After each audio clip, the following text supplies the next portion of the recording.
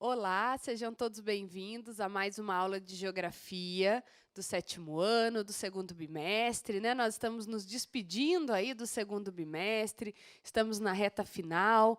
Então, hoje nós teremos uma aula, amanhã teremos outra aula, né? Que vocês vão ter um diálogo com outro professor, mas aí nós estamos nos despedindo do 2º bimestre. E eu não estou sozinha hoje para essa aula do 7º ano, eu estou aqui com a professora Andréia. Bom dia, professora. Bom dia, professora Milene. Bom dia, estudantes, professores, PCNPs, que nos acompanham em mais uma aula de Geografia aqui do 7º ano. É com muita alegria, né? Foi um tempo intenso, muitas aprendizagens, muito diálogo, e a gente está aqui para mais uma aula. Muito bem. Então, dando início aí à nossa aula, né, nós vamos falar de um tema super importante. Eu vou falar desse tema e depois eu faço a apresentação da aula, tá ok? Nós vamos falar da FECESP, que é a Feira de Ciências. Então, vai aparecer aí para vocês um slide para que vocês possam acompanhar.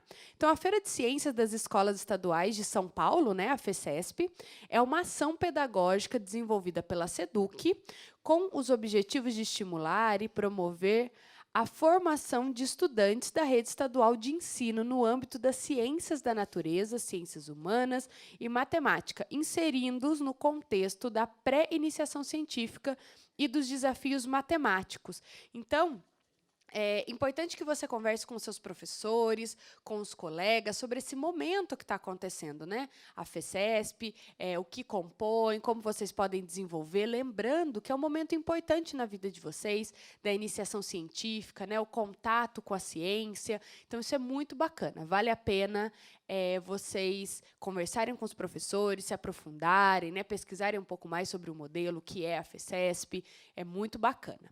E lembrando que, né, nós vamos ter a aula agora do 7º ano e, ao final, a gente vai mostrar para vocês um QR Code. Conte para a gente o que achou da aula. Olha que legal, agora você pode dizer o que achou das suas aulas, né? Lembrando que lá no finalzinho da aula eu deixo o QR Code para que vocês possam acessar. Lembrando que o ato de avaliar alguma coisa é algo que remete aí a muito engajamento, né? Você falar sobre o trabalho, sobre algo, né, que alguém produziu. Então, utilize essa ferramenta realmente de forma muito colaborativa, mas também, né, colocando pontos que realmente são pertinentes nesse momento, quando nós falamos de avaliação.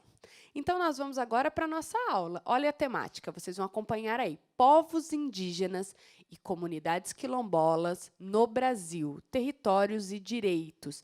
Lembrando que é uma aula do 7º ano, do 2º bimestre. Essa aula ela é feita né, pela equipe de Geografia, pela equipe curricular da COPED, da SEDUC, e ela tem aí hoje como a professora regente a professora Andréia, e essa aula é feita em colaboração junto com a professora Mariana, que vocês já conhecem aí através dos vídeos, eu que sou a professora Milene, e o professor Sérgio. Então, nós vamos agora anotar, né, fazer aquela anotação que a gente sempre faz nas nossas aulas, ligada às habilidades, ligadas ao que vamos trabalhar. Como nós já falamos, uma aula do 7º ano, 2º bimestre. Nessa aula, nós vamos trabalhar duas habilidades. A habilidade 3A e a habilidade 3B, que está aparecendo aí para vocês na tela. Lembrando que a unidade temática é conexões e escalas, e o objeto de conhecimento é formação territorial do Brasil, né? Então, nós temos aí uma super aula, nós vamos falar de comunidades indígenas quilombolas, um assunto super bacana, né, professora? Isso, professora Milene. A gente retoma esse diálogo, né? Nós já estamos aqui com vocês há algumas aulas, já falamos de diversos povos e comunidades tradicionais no Brasil. Semana passada, conversamos bastante sobre, principalmente, a distribuição espacial dos povos indígenas no Brasil. Gostaria muito de agradecer a todos os estudantes, né, que manifestaram aí suas produções por meio das redes sociais. A gente está fazendo esse levantamento, acompanhamento de vocês na medida do possível. E agradecer também todos os professores, né, que estão realmente esclarecendo as dúvidas dos seus estudantes, acompanhando as aulas aqui também do Centro de Mídias. Então, hoje é o término, né, desse nosso diálogo sobre essas comunidades. No próximo bimestre, no terceiro bimestre, a gente retoma, mas a partir de trazendo novos elementos, né, para essa conversa. Então, a gente vai fazer agora uma retomada. Então, está na tela para vocês, né, na aula passada, a gente falou bastante sobre a questão da diversidade, né, desses povos indígenas no Brasil. São aproximadamente 305 etnias, 256 povos em todo o Brasil. Lembrando que cada povo tem a sua cultura, a sua organização, a sua relação com o território, e é muito importante que a gente conheça, saiba reconhecer, né, toda essa diversidade, para que a gente possa valorizar e respeitar junto a tantos outros grupos da sociedade. Então, lembrando, a gente fez uma distinção, o que era terra indígena e o que era território indígena. Então, volta na tela para vocês, né, qual é a definição. Lembrando que terra indígena diz respeito ao espaço físico, né, pertencente à União, ao Estado brasileiro, e é de usufruto desses povos indígenas. Então, a gente sempre lembra da questão do pertencimento. Com relação ao território indígena, está ligado mais à questão das vivências, dos elementos simbólicos, e consiste na relação entre um povo indígena e a sua base territorial. Então, no próximo slide, a gente também retoma que, de acordo, né, com os órgãos que estudam, trabalham com os povos indígenas, há 5 categorias para definir o que é terra indígena, né? Então, nós temos a primeira categoria, que significa que são terras em estudo, a segunda, delimitadas, a terceira, declaradas, a quarta, homologadas, e a quinta, regularizadas. O que significa regularizadas? Que todo o estudo já foi feita a delimitação, já foi registrada em cartório, e hoje é uma terra que realmente tem o reconhecimento da União. Então, agora, a gente passa para você, né, professora Milene? Temos um vídeo. Muito bem, nós vamos assistir, na verdade, são 2 fragmentos. Nós vamos assistir primeiro um fragmento e depois o segundo. Então, eles são fragmentos, né, de um todo, que é aí um vídeo super bacana que fala sobre o Parque Nacional do Xingu, né? É uma área que tem aí projetos, né, voltados à proteção e tudo mais, mas é importante a gente ressaltar que os indígenas do Xingu são mais de 2,5 milhões de hectares, né, o seu território aí, e reúne 16 etnias. Então, nós vamos assistir esses 2 trechos. Façam as anotações, é importante. Às vezes, durante o vídeo, vão surgindo dúvidas, vão surgindo questionamentos, apontamentos. Registrem no caderno, converse com seus professores. Esse é um momento muito importante. Então, nós vamos ficar agora com a primeira parte do fragmento.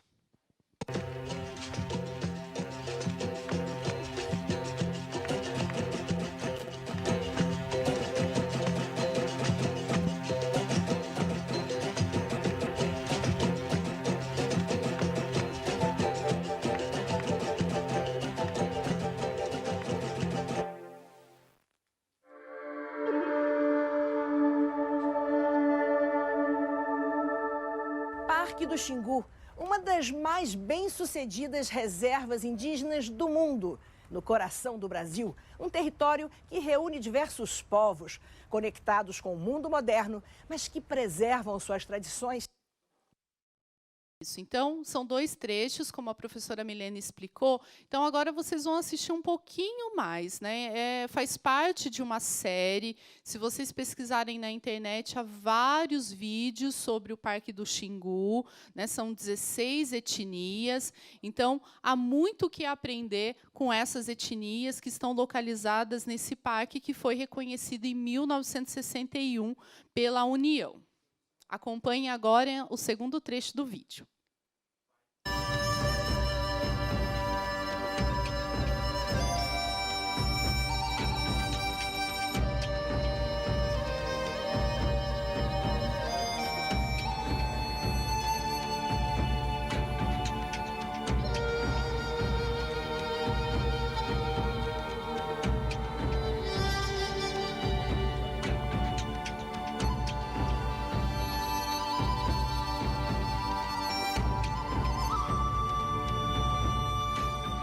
Parque do Xingu, no norte do estado de Mato Grosso, tem 2.800.000 hectares.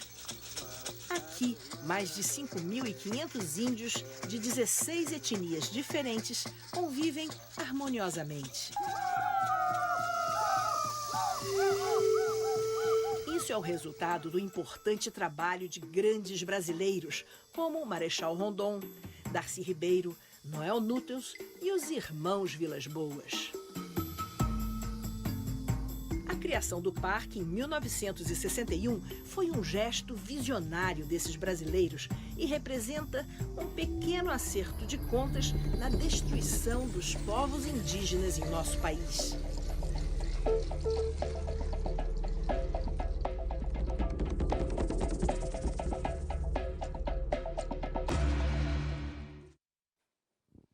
Muito bem, né? A gente conseguiu observar alguns aspectos aí, né? Alguns movimentos, as paisagens, isso é muito importante. E agora nós vamos para a atividade 1. Essa atividade 1 é uma atividade de leitura, análise e interpretação de mapa. Então, está aparecendo aí para vocês na tela o mapa Parques e Terras Indígenas, né? O mapa ele apresenta a distribuição aí de parques e terras indígenas no Brasil, indicando sua área e situação. Então, reparem aí que a professora Andréia, ela ampliou as legendas. Então, ela, né, aumentou as legendas para que a gente consiga fazer a leitura. Então, observem aí que nós temos a descrição, né, das fases, se esses parques e terras indígenas já estão em fase, né, declarada, homologada ou regularizada, e também separado aí pelas regiões do nosso país, né? Então, a gente tem aí essa leitura. E aí, o que é importante para que vocês façam? Vocês vão precisar analisar, né? Observar os aspectos desse mapa para justamente conseguir responder os questionamentos, ou, na verdade, o questionamento que vai vir aí, já está aí para vocês na tela, né? Em quais regiões brasileiras a concentração de terras indígenas regularizadas em 2017, que é o ano do mapa. Lembrando que a pergunta se refere a terras indígenas regularizadas. Vocês vão ficar aí por alguns instantes com essa tela e vão respondendo, vão colocando as contribuições no chat, que nós já voltamos para fazer a leitura das contribuições.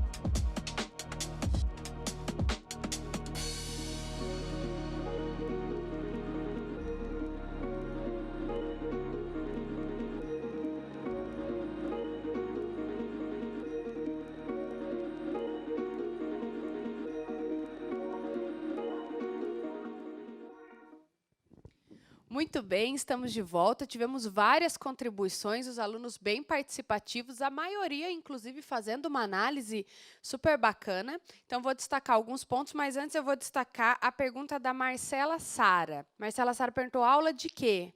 Geografia, 7º ano, 2º bimestre. Seja bem-vinda, Marcela. E nós temos aí Mariana, Sofia, Felipe e Murilo, Murilo com 2 L's. Chique, o Murilo. Eles responderam que aí seria concentração, né, na região norte do país. Olha, muito bom. Ficamos muito contentes com toda a participação. É sempre importante mesmo que você entre e participe. É um espaço de diálogo, de aprendizagem e ajuda bastante a gente a elaborar os nossos próximos planos de aula. Então, vamos lá para a devolutiva. Ela é muito simples, né? Quando a gente falou em terras regularizadas, a gente está falando, então, daquelas terras, né, que já passou para a fase de estudo, de delimitação, ou seja, de pensar quais são os seus limites.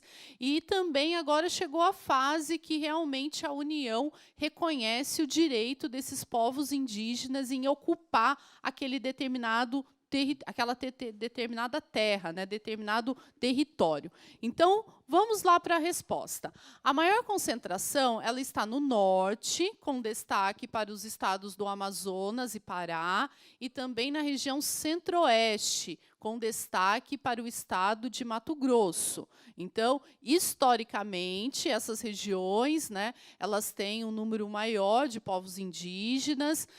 O processo para regularização não é fácil, ele é muito demorado, ele depende de uma série de variáveis, de elementos para ser concluído. Então, a gente tem aí em todo o Brasil uma série de etnias, de povos indígenas que estão em processo de requerimento pelo direito às suas terras, né, que estão historicamente destinadas a um determinado povo e etnia, tá bom? Então, agora a gente tem aqui no estado de São Paulo alguns exemplos de terras indígenas que são consideradas regularizadas, né? Então, a gente tem a terra indígena Araribá, que fica no município de Avaí, a terra indígena de Boa Vista, né, que fica no município de Ubatuba, Guarani da Barragem, no município de São Paulo, e também no município de Itapiraí. São alguns exemplos para vocês que vocês podem pesquisar um pouquinho mais. Então, agora eu chamo a professora Milene, temos mais um vídeo para ajudar na contextualização da nossa aula. Muito bem. Esse vídeo ele é um vídeo que contempla aí o início da atividade 2. Então, é importante que vocês prestem bastante atenção no vídeo, façam suas anotações, porque ele vai nortear uma série de atividades aí que nós temos para essa atividade, que é a atividade 2, que nós estamos dando início agora. Lembrando que o vídeo, né, ele fala sobre terras indígenas e direitos, ele é um vídeo bem curtinho, ele tem em média aí 41, 42 segundos, né, e ele retrata aí uma comunidade indígena. Então, é importante vocês prestarem atenção, fazer aí pegar a ideia do vídeo, porque ele vai ser a base dos nossos próximos diálogos aqui. Então, fiquem com o vídeo e nós já retornamos. Jogos, muito canto, dança e confraternização. A festa do Auê Haruê é também um momento de mostrar a cultura, o modo de vida e o artesanato, a maior fonte de renda da comunidade indígena hoje. Pataxós, originários do sul da Bahia, foram os primeiros a ter contato com o homem branco. Há 516 anos, as caravelas de Pedro Álvares Cabral chegaram a Porto Seguro e encontraram os povos que já viviam ali. Até hoje, muitos não têm a terra demarcada. Os que vieram para Minas Gerais na década de 1970, após o massacre a mando de fazendeiros, comemoram a vida. Tem muitas conquistas, tem lutas, tem percas, tem avanços, né? E precisamos também manter e zelar pelo espírito da comunidade. Olá, voltamos aqui para o Centro de Mídias. Você está conosco aqui na aula de Geografia do 7º ano. Lembrando que essa aula é uma continuidade, né, do nosso percurso de aprendizagem do 2º bimestre, aula sobre povos indígenas e comunidades quilombolas. Então, vocês assistiram um trechinho de uma reportagem de um determinado povo, né, no Brasil, no território brasileiro, que passou a ter a posse da sua terra. Então, agora, dentro dessa atividade 2, a gente trouxe para vocês 3 manchetes, né, que a gente gostaria que vocês acompanhassem a leitura e anotassem as ideias principais. Então, vamos para a leitura das manchetes. A primeira manchete, ela é desse ano, de 25/6, né, agora bem recente. E o que ela traz na sua reportagem? Covid-19 já atinge quase 1/3 das etnias indígenas, diz comitê. Infectados nestes grupos já chegam a mais de 7.000 mortes. E a segunda manchete: terras indígenas funcionam como barreira ao desmatamento na Amazônia. Pesquisa mostra que, além de garantir a justiça social, a manutenção desses povos assegura a conservação da floresta. É uma notícia de 20/12/2019. A terceira: indígenas na cidade. Pobreza e preconceito marcam condição de vida. Falta de alimentos, desmatamento e avanço das cidades levam indígenas. Ela é de 19/4/2017. Então, vocês perceberam, né, que são notícias, né, dos últimos anos, bem recentes, sendo que a primeira traz aí um contexto que todos nós estamos vivenciando, né, há alguns meses, a questão do coronavírus e como que isso está chegando aos povos indígenas e o que está sendo feito, né, quais as medidas de prevenção para que esses povos não sofram também, né, com tantos números de casos positivos e também com relação ao caso de mortes. Eu vou passar agora, a gente tem uma outra etapa da atividade, não é isso, professora? Muito bem, nós vamos ter a exibição de um vídeo, ele é super curtinho também, média de 50 segundos, desculpa, e ele vai contextualizar. Lembrando que o vídeo, né, essa leitura, essa fala com a professora Andréa, esse vídeo, novamente, ele vai embasar a nossa atividade 2. Então, fiquem com o vídeo e nós já retornamos. Em 2017, a Declaração dos Povos Indígenas, assinada pelas Nações Unidas, completa 10 anos. A data relembra a importância dessas populações e como elas têm os seus direitos ameaçados. No Brasil, diferentes grupos indígenas são vítimas de ameaças que destroem suas vidas, história e cultura. What I have seen is a violation of their human rights, which started since colonization and continues up to the present. There are no laws that have really been put in place fully pushes for the respect of the human rights of indigenous peoples. The treaty agreements contain those provisions, but many of the treaty agreements between the indigenous peoples and the government have also been violated. Olá, voltamos. Vocês assistiram um trechinho de um vídeo, né, que fala sobre essa questão da comemoração de 10 anos da Declaração da ONU sobre os direitos dos povos indígenas, né? Então, esse tema ele é muito importante, porque agora a gente tem 2 artigos para destacar sobre a questão dessa declaração. Então, acompanhem conosco a leitura na tela. Vamos lá. O primeiro artigo, ele fala da Declaração das Nações Unidas sobre os Direitos dos Povos Indígenas. Ele trata: os indígenas têm direito a título coletivo e individual ao pleno desfrute de todos os direitos humanos e liberdades fundamentais. O segundo artigo, ele fala: os povos e as pessoas indígenas são livres e iguais a todos, aos demais povos e indivíduos, e têm o direito de não serem submetidos a nenhuma forma de discriminação no exercício de seus direitos, que esteja fundada, em particular, em sua origem ou identidade indígena. Então, esse vídeo que vocês assistiram, ele também faz referência a essa declaração que, em 2017, completou 10 anos, desculpa. Agora a professora Milene vai explicar a atividade 2. Muito bem, nós vamos ter 2 questionamentos aí para vocês, que vão ficar no chat, né, para a gente fazer aí uma interação, mas eu vou fazer a leitura com vocês dessas 2 questões. Então, acompanha aí na tela, né? O primeiro questionamento é o seguinte: quais são os problemas enfrentados pelos povos indígenas no Brasil?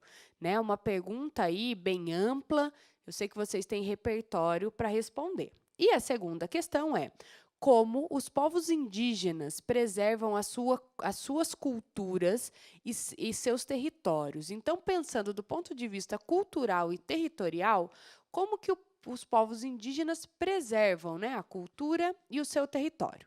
Vai ficar aí para vocês por 2 minutos e nós já retornamos. Registrem no chat.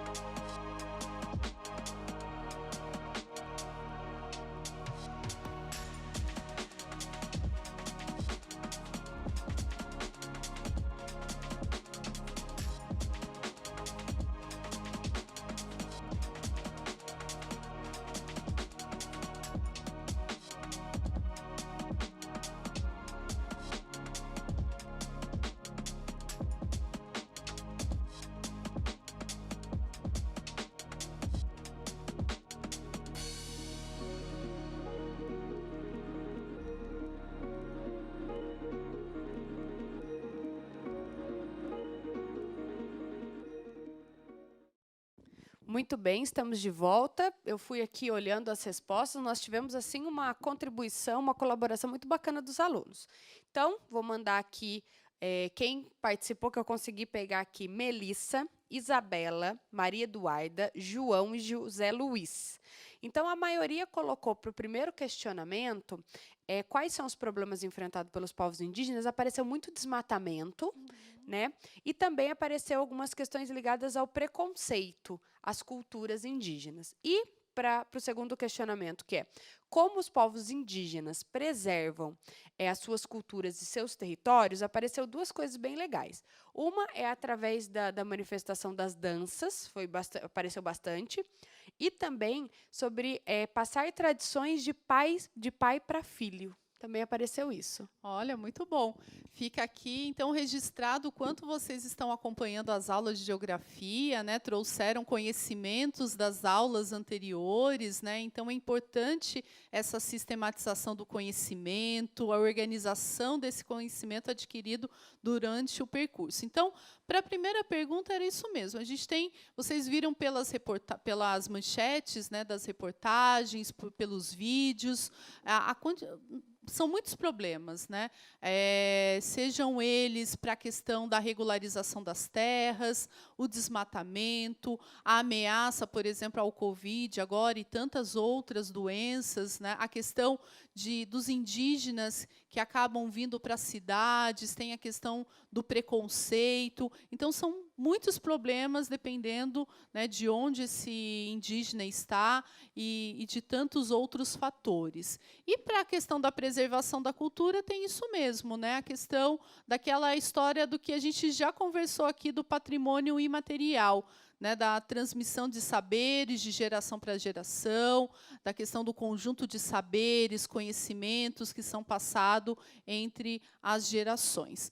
E agora a gente não encerra o assunto de povos indígenas, lembrando que a gente volta a conversar com vocês no terceiro bimestre, a partir da semana que vem, né, a gente volta a contextualizar, mas é super importante que a gente deixe aqui registrado também os povos, as comunidades quilombolas. É importante falar principalmente de como eles estão distribuídos aqui no nosso território, no estado de São Paulo. Então, para começar, eu queria deixar aqui um forte abraço para o senhor Olavo, que foi um senhor que a gente conheceu essa semana, não é, professora Milene? A gente teve uma reunião com professores, ele é de uma comunidade quilombola aqui do estado, então nosso super agradecimento por uma aula que a gente teve com ele, e a gente espera aqui, nessa aula de hoje, falar um pouquinho com vocês, estudantes, sobre, né, a importância de se conhecer e preservar também essa comunidade tradicional no Brasil. Então, na tela para vocês, a gente trouxe uma imagem, né, então gostaria que vocês acompanhassem, por favor, pode passar mais uma, por favor. Isso. No Brasil, a gente tem aproximadamente 3.000 comunidades quilombolas. Essa imagem que está na tela é de uma comunidade quilombola no Maranhão, né, no Brasil. São casas de taipa, que ainda são realidades, né, em várias comunidades quilombolas do Brasil. Então, os povos de quilombo, né, são populações quilombolas contemporâneas. São comunidades remanescentes dos antigos quilombos. E, afinal, o que é um quilombo? Na próxima tela, a gente traz essa definição para vocês, né? Ela é bem curtinha, ela está associada a um decreto de 2003, que significa que quilombos são terras ocupadas por remanescentes das comunidades dos quilombos, as utilizadas para garantir a sua reprodução física, social, econômica e cultural. Eu gostaria que ficasse na tela, por favor, eu vou colocar aqui. Pode exibir, diretor, essa, por favor? Então, quem puder anotar ou fazer o print. Então, a gente está falando de comunidade quilombola. Aqui, para vocês, tem uma definição muito simples do que é quilombos, que são terras ocupadas por remanescentes das comunidades dos quilombos. E a professora Milene vai chamar um vídeo que ajuda a explicar um pouquinho mais. Muito bem, nós vamos ter um vídeo aí de mais ou menos 2 minutos e 40, e ele é um vídeo super bacana, porque ele traz aí, né, questões ligadas ao Vale do Jequitinhonha, né, e é muito bacana vocês observarem, fazer as anotações sobre os aspectos do vídeo. Fiquem com o vídeo e já retornamos. Hora de mais uma reportagem da nossa série sobre os quilombolas no Vale do Jequitinhonha, em Minas. A região, que tem a terceira maior concentração dessas comunidades no Brasil, sofre com a seca. Mais um desafio para os moradores que lutam para preservar suas tradições.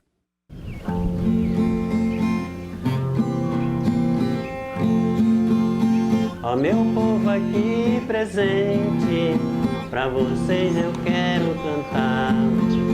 Cantando eu peço licença de um assunto falar. Tinha bastante mina, hoje já não tem mina. O rio, que é o capim-vari aqui, corria bastante, peixe à vontade. Hoje não tem nada, nem na vari, só tá nos poços, né? Só tá nos poços. É assim mesmo em algum lugar. A gente tem as caixas d'água, tem os poços artesianos, só que falta muita água, porque a gente não consegue produzir, justo porque a água é muito limitada. Olha, gente, aqui é a comunidade quilombola de Córrego do Rocha, deu-se o nome que esse é o Córrego do Rocha, que antes tinha água para a gente beber, cozinhar, produzir, e que hoje em dia só tem areia. E fome, né? Fome e sede. O riacho do Portilho tinha as águas volumadas, agora podemos ver suas águas empoçadas. Vemos peixinhos morrendo em suas águas porque há desmatamento em Lelivelde, em Matinada. Quando não tinha eucalipto, tinha muita água, inclusive na região de Lelivelde, até ganhou o nome de Lamarão, porque tinha muito brejo. Aí chegou o eucalipto aí, foi secando e hoje é difícil de ver a situação. Muitas nascentes secaram. A nascente do rio, ela está em nome de propriedade, né, particular, grande empresa que está armazenando a água, né, segurando a água lá para plantio de eucalipto e pastagem de animal. E isso acaba prejudicando não só a nossa comunidade, mas todas as comunidades do município de Chapada, Berilo, Minas Novas. Quando eles chegou com o eucalipto aqui na região, eles falaram que era para trazer desenvolvimento para o lugar. Continuando a aula aqui de hoje, é importante a gente lembrar o seguinte, que no estado de São Paulo, a gente tem um número muito expressivo, né, de comunidades quilombolas. A professora Milene, ela vai apresentar para vocês agora o mapa do Brasil, que mostra um pouquinho dessa distribuição. E daqui a pouco a gente vai falar do Vale do Ribeira, aqui em São Paulo, onde estão aproximadamente 60 comunidades quilombolas. Muito bem. Então, nós vamos acompanhar o mapa aí na tela para vocês. Reparem, né, no detalhamento, nas cores. O que é importante a gente observar? Que aí no mapa ele diz que, né, cerca de 2,6 mil quilombos estão certificados pela Fundação Palmares, né, e confira a concentração de comunidades por estado. Em alguns documentos, vocês vão encontrar que no Brasil existem mais de 3 mil comunidades. Aí vocês vão falar, nossa, mas a professora falou lá na aula 2,6 mil. É que, na verdade, existem aí algumas divergências quanto ao reconhecimento desses territórios, né? E quando nós falamos dessas divergências, nós estamos falando de alguns aspectos que são aspectos jurídicos. Então, por isso é importante a gente ressaltar. Então, vamos lá.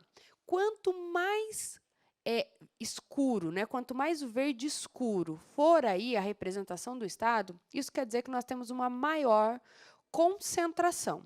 Então, observem aí quais são os estados que nós temos a maior concentração de comunidades quilombolas e quais serão os estados que nós temos uma menor concentração, né? Então, é importante a gente analisar esse mapa. Esse é um mapa que contribui muito para a análise espacial quando nós falamos de comunidades quilombolas. Isso mesmo, professora. Então, o mapa ele traz a informação para a gente que o estado da Bahia e o Maranhão concentram aí a maior parte das comunidades quilombolas, né? Então, estude, pesquise, converse com o seu professor sobre como conhecer as particularidades, né, dessas comunidades na maior parte dos estados, mas agora a gente vai voltar aqui para o estado de São Paulo. Então, a gente tem um mapa que está disponível para vocês, né? É a localização do Vale do Ribeira, aqui no estado de São Paulo. A gente espera que a gente tenha aí muitos estudantes dessa região, né, professora Milene, acompanhando a aula aqui conosco. Então, eles sabem muito bem do que a gente está conversando, provavelmente já visitaram alguma comunidade quilombola. Se você conhece, coloca no chat para a gente, compartilhe os seus conhecimentos, né, principalmente com quem está tendo esse contato com esse tema a partir de hoje. Então, o Vale do Ribeira ele tem a maior concentração, são aproximadamente 60 quilombos. Ele está localizado na Serra do Mar, né, o Vale do Ribeira, aproximadamente 10% do território paulista, é uma área com uma rica biodiversidade populacional, e a gente tem aí muita cultura nessa região. É um patrimônio, a Mata Atlântica, né, que está no Vale do Ribeira, é um patrimônio natural do Brasil. Com relação ao Vale do Ribeira, eu gostaria de destacar o Quilombo de São Pedro, né? Então, a gente ele está localizado nos municípios de Eldorado e Iporanga. Ele tem aproximadamente 39 famílias. Lá eles praticam, eles trabalham com essa questão mesmo da agricultura. Então, eles estão agora no momento mesmo dessa relação de como trabalhar, né, fazer suas atividades em equilíbrio com a questão do ambiente, né, de como explorar, de como trabalhar nessa terra e realmente conseguir a sua subsistência e manter a sua cultura. Na próxima tela, a gente tem 2 mapas que mostram a localização desses 2 municípios que eu citei, Iporanga e Eldorado. Então, pesquise, tente conhecer um pouquinho mais sobre esse quilombo de São Pedro, e para que você possa conversar e ter repertório aí com seus professores, né, com seus amigos. Professora Milene, chegamos ao final da aula. Exatamente. Eu gostaria de agradecer a professora Camila Alves, colocou uma contribuição super bacana sobre comunidades quilombolas aqui no chat, e também a aluna Isabela, que colocou também uma contribuição, um recadinho aqui para nós. E nós vamos ficando por aqui. Então, não se esqueça aí, conte para a gente, né, o que achou da aula, que acabou de assistir. Aí tem o QR Code, tem um endereço para vocês acessarem aí, lembrando, né, que esse momento de avaliação é um momento de muita responsabilidade, né? Você vai poder dizer o que você achou das aulas, mas com responsabilidade, usando aí, né, palavras que cabem ao vocabulário. Nós vamos ficando por aqui, um grande abraço a todos, até a nossa próxima aula de Geografia. Tchau, tchau, muito obrigada.